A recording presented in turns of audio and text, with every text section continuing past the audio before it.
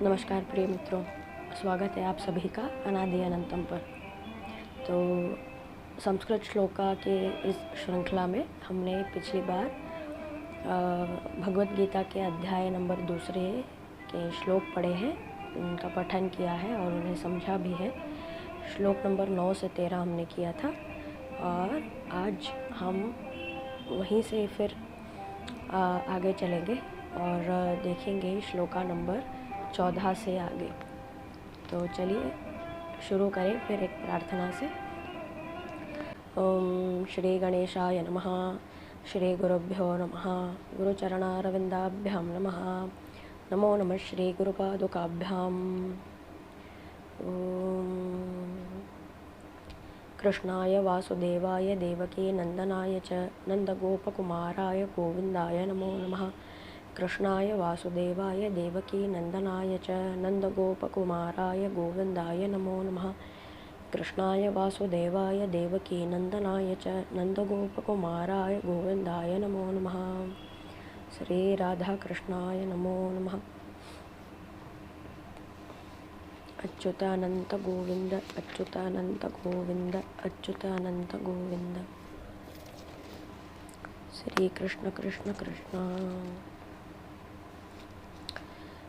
श्लोक नंबर 14। मात्रा स्पर्शास्तु कौन्तेय शीतोष्ण सुख दुःखदाः आगम अपायिनो अनित्यास्तास्ति तितिक्षस्व भारत। मात्रा स्पर्शास्तु कौन्तेय शीतोष्ण सुख दुःखदाः आगम अपायिनो अनित्यास्तां तितिक्षस्व भारत। तो इसमें श्री भगवान ने बहुत ही प्रेम पूर्ण वचन कहे हैं और उन्होंने अर्जुन को संभाला है। अर्जुन को ऐसा संबोधित करके उन्होंने अपने ज्ञान से अमृत वर्षा करके उन्होंने अर्जुन की रक्षा की। तो इसका अर्थ क्या हुआ? मात्रा स्पर्शास्तु। मात्रा क्या है? जैसे तन्मात्रा कहते हैं, पंच तन्मात्रा। क्या है ये पंच तन्मात्रा? शब्द, स्पर्श, रूप, रस, गंध। और ये हमारी इंद्रियों से जुड़े हुए हैं। इंद्रियों के ग्राह्य विषय होते हैं। जैसे कि आँखों से हम क्या ग्रहण करते हैं? रूप। शब्द, कानों से शब्द ग्रहण करते हैं, शब्द। स्पर्श, हमारी त्वचा जो है त्वक, उससे स्पर्श का हम ग्रहण करते हैं, शब्द, स्पर्श, रूप, रस, रसना से रस, गंध, नासिका से गंध। तो ये जो 5 इंद्रियां हैं, ये इनके इंद्रियों के विषय जो है ये तन्मात्र हैं, पंच तन्मात्र। तो इन तन्मात्राओं को संबोधित करते हुए श्री कृष्ण ने मात्रा इस शब्द का प्रयोग किया है। मात्रा स्पर्शास्तु कौन्तेय। कौन्तेय यानी अर्जुन। स्पर्शः तु। स्पर्शः तु को स्पर्शास्तु अगर जोड़ेंगे तो स्पर्शास्तु ऐसे हो जाता है। तो इंद्रियों के जो स्पर्श हैं, इंद्रियों से जो स्पर्श उत्पन्न होता है, उसी से शीत, उष्ण, सुख, दुख इनका हमें आभास होता है, हमें पता चलता है। तो केवल ये सुख, दुख और अति शीत और अति उष्ण, ये सभी प्रकार के जो द्वंद्व हैं, ये केवल आभास हैं और ये केवल और केवल इंद्रियों का अपने विषयों को स्पर्श करने से जन्म लेती हैं। तो आगम अपायिनो। आगम यानी आते हैं, अपायिनो चले जाते हैं। इसका मतलब क्या हुआ कि ये अनित्य है। अनित्यास्तान, ये सभी जो अनुभूतियाँ किसी को भी होती हैं, किसी प्राणी को होती हैं, ये सारी अनुभूतियाँ अनित्य हैं। इनका क्या करना चाहिए? तितिक्षस्व, इनको झेल लो, इनको धैर्यपूर्ण इन्हें झेल लेना, क्योंकि ये अनित्य है। कुछ देर के लिए रहेंगी फिर चली जाएंगी। कभी कुछ आगम यानी कि आती है और फिर चली जाती है। तो इसीलिए ये जो है नित्य नहीं है, शाश्वत नहीं है और हमेशा नहीं रहेंगी। सिर्फ कुछ समय के लिए रहेंगी और कुछ अनुभूतियाँ आपको करवाएंगी और फिर चली जाने वाली हैं। तो इसीलिए इनका सबसे अच्छा उपाय क्या होगा? इन्हें सहन कर लो। तितिक्षस्व, तितिक्षा यानी कि सहन करना। और किस प्रकार सहन करना? रोते भी लगते नहीं, धैर्यपूर्ण होकर सहन कर लो, ये जानकर कि ये अनित्य है। कुछ ही दिनों में, कुछ ही देर में ये चली जाने वाली हैं। क्या चली जाएंगी? सुख दुख देने वाले जो भी कारण हैं ये सारे चले जाएंगे। भारत, अर्जुन को कहा है भारत। फिर पढ़ेंगे, मात्रा स्पर्शास्तु कौन्तेय शीत उष्ण सुख दुःखदाः आगम अपायिनो अनित्यास्तान् तितिक्षस्व भारत। चलिए देखेंगे श्लोक नंबर 15। यम ही न व्यथयन्त्येते पुरुषं पुरुषरर्षभ समदुःखसुखं धीरं सो अमृतत्वाय कल्पते। यम ही न व्यथयन्त्येते पुरुषं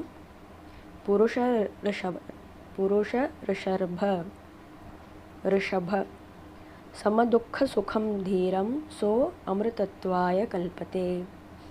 इसका आगे कहते हैं भगवान क्या?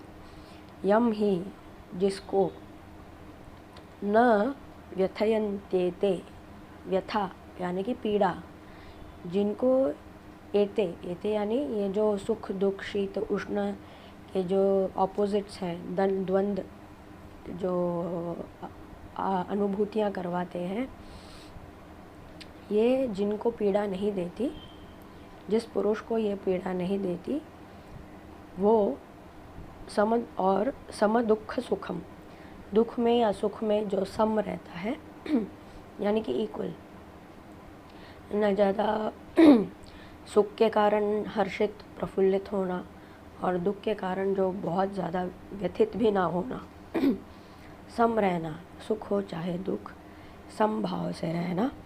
धीरम, जो धैर्यपूर्वक, पेशेंट जो है, धीरम, सो ऐसे मनुष्य को अमृतत्वाय कल्पते, अमृत जो है वो प्राप्त हो जाता है। अमृत क्या होता है? ये जन्म मृत्यु का ये जो सांसारिक चक्र है, इससे वो उभरने की उसमें क्षमता आ जाती है। कल्पते यानी क्षमता उसमें आ जाती है। कैसे? ये सुख और दुख और ये जो द्वंद्व हैं, शीत उष्ण, हर्ष और क्रोध, भय, ये सारे जो द्वंद्व हैं, इसमें सम रहना, बहुत ज़्यादा व्यथित ना होकर जो सम रहता है, जो अपना धैर्य बना कर रखता है, वो उस क्षमता को प्राप्त कर लेता है, जिससे कि उसे अमृत तत्व की प्राप्ति हो जाए। तो चलिए फिर एक बार पठन करते हैं और श्रवण भी करते हैं। बहुत ही भावपूर्ण और बहुत ही अच्छा श्लोक है। यम ही न व्यथयन्त्येते पुरुषं पुरुषरर्षभ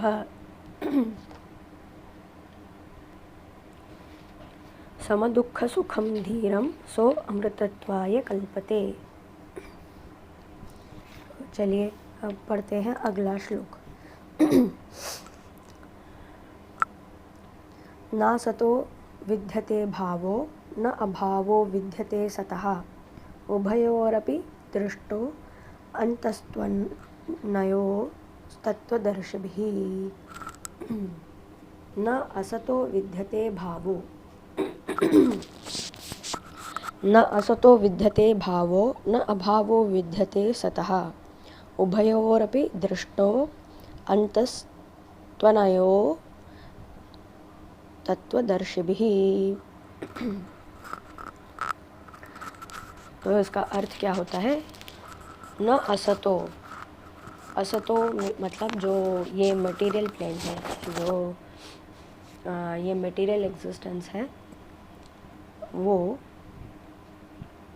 उसमें न विद्यते भावो, मतलब ये सांसारिक जीवन में हमारी जितनी भी द्रव्य शक्ति है और ये भौतिकता जो है, इसमें ये असत है। तो इसमें न विद्यते भावो, इसमें परिपूर्णता नहीं रहती। और न अभावो विद्यते सतः, और जो सत है, सत यानी कि जो सच्चित आनंद का जो सत, और सिख लोगों में भी ये कहा जाता है एक ओमकार सतनाम। तो ये जो सत नाम है, सत है, सत्य है। सत्य क्या है, किसे कहते हैं? सत्य किसे कहते हैं? जो समय के साथ परिवर्तित ना हो, वही सत्य है। फिर से बताऊं, जो समय के साथ परिवर्तित ना हो, उसे ही सत्य कहा जाता है। जो नित्य है, शाश्वत है, वही सत्य है। जो समय के साथ परिवर्तित हो जाए, उसे असत्य ही माना गया है। जो सत्य है वो क्यों बदलेगा? वो कभी नहीं बदलेगा।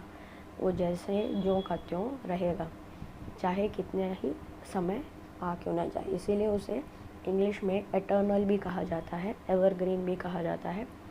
तो ये सदियों से वैसा ही है, आज भी कलयुग में भी। ये तो 28वां कलयुग का क्रम है। इसके पहले कितने सारे कलयुग आए और चले भी गए। तो इतना समय बीत जाने के पश्चात भी जो सत्य है वो तो सत्य है ही। तो आप सब मेरे प्रिय मित्रों के लिए ये प्रश्न है कि आप अपने आसपास जो आपकी जीवन शैली है, अपने आसपास आप ऐसा क्या देखते हैं जो सत्य है, जो समय के साथ परिवर्तित नहीं होता है? इस पर आप थोड़ा सोच विचार चिंतन करिए और कमेंट्स द्वारा हमारे साथ इसे साझा कीजिए। और जिसका भी कमेंट सबसे अच्छा बेहतर होगा, उसे हम हाईलाइट करेंगे और अगले वीडियो में इसे प्रकाशित भी करेंगे। तो आगे चलते हैं। न असतो विद्यते भावो, भावो यानी कि परिपूर्णता। तो मतलब ये जो भौतिकता है, इसमें कोई परिपूर्णता नहीं है। इसमें जो भी अनुभूतियाँ हैं वो कुछ समय के लिए रहती हैं और उसके बाद वो चली जाती हैं। तो चाहे वो सुख हो या दुख हो। तो श्री कृष्ण ने ऐसा क्यों कहा है? तो भगवत गीता के कॉन्टेक्स्ट में या इसके संदर्भ में, अर्जुन जिसको अपने दृष्टि से देख रहा है, अपने इंद्रियों के द्वारा जिसको देख रहा है, अपने रिश्ते नाते वाले सारे लोग, कौरव जो है अपने बंधु बांधव लोगों को जिनको देख रहा है और जिनको वो अपना मान रहा है, वो सभी असत हैं। क्योंकि संबंध जो है सिर्फ शरीर का है, आत्मा तो एक ही है। तो हर एक मनुष्य में भगवान श्री कृष्ण ये कहते हैं कि हर एक मनुष्य, हर एक रूप में ये दोनों जो है विभाग, इनको आप देखिए। देखने की जो दृष्टि है उसे आप सक्षम बनाइए कि एक सत है, सत अंश है और एक असत अंश है। जो असत अंश है वो तो काल के अनुसार चला ही जाता है, आज है कल नहीं है। और जो सत अंश है वो अनश्वर है, वो उसका कभी नाश नहीं होता। इसीलिए आगे देखिए, उभयोरपि, इन दोनों को ही दृष्टो, देख करके, जो तत्वदर्शी है, तत्वदर्शी भी, जिनको ये तत्व ज्ञान है, जो ये तत्व को जान सकते हैं, देख सकते हैं, उन्होंने अंत में यही कहा कि असत जो है वो नश्वर है और जो सत है वो अनश्वर है। इसीलिए इसमें चिंता करने की कोई आवश्यकता नहीं। असतो विद्यते न असतो विद्यते भावो न अभावो विद्यते सतः।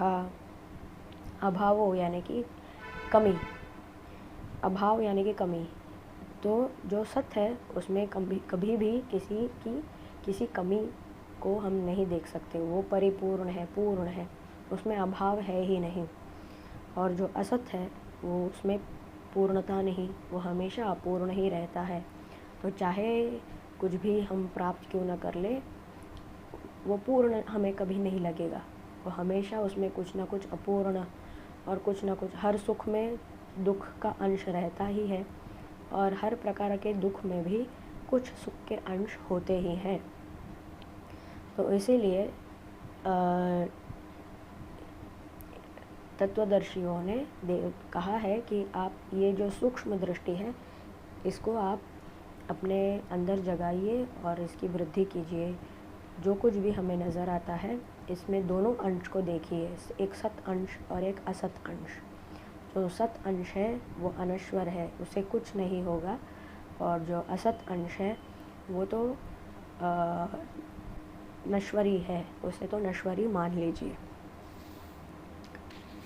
और चलिए अगला श्लोक पढ़े। श्लोक नंबर 17। अविनाशी तो तद विद्धि येन सर्वमिदं ततं विनाशम अव्ययस्यास्य न कश्चित कर्तुम अर्हति। देखिए कितना सुंदर श्लोक है। भगवान खुद स्वयं ये हम सभी को बता रहे हैं। अविनाशी तो तद विद्धि, अविनाशी जिसका विनाश नहीं हो सकता, तो तद विद्धि, तद यानी कि उसे जानिए, विद्धि यानी जानिए। येन सर्वमिदं ततं, जिससे सर्वमिदं, ये सब कुछ जो है, ये जो जगत दिखाई दे रहा है, ततं वो व्याप्त है। तो जिससे ये सारा संसार, ये सारा जगत व्याप्त है, उसे अविनाशी, वो अविनाशी है ऐसा आप जानिए। अविनाशी तो तद विद्धि येन सर्वमिदं ततं विनाशम अव्ययस्यास्य। जो अव्यय है उसका विनाश कैसे हो पाएगा? न कश्चित कर्तुम अर्हति, कोई भी कर नहीं पाएगा। अर्हति यानी कर सकना। न कश्चित, कभी कोई कर नहीं सकता, कर्तुम कर नहीं सकता। अविनाशी तो तद विद्धि येन सर्वमिदं ततं विनाशम अव्ययस्यास्य न कश्चित कर्तुम अर्हति। तो जो अविनाशी है, जो ये जान लीजिए कि इस जगत में जो सर्वमिदं ततं व्याप्त है, जो सब हर एक में व्याप्त है, वो अविनाशी तत्व जो है उसे कोई भी खंडित नहीं कर सकता। और वो तत्व क्या है? आत्म तत्व है। चलिए ठीक है।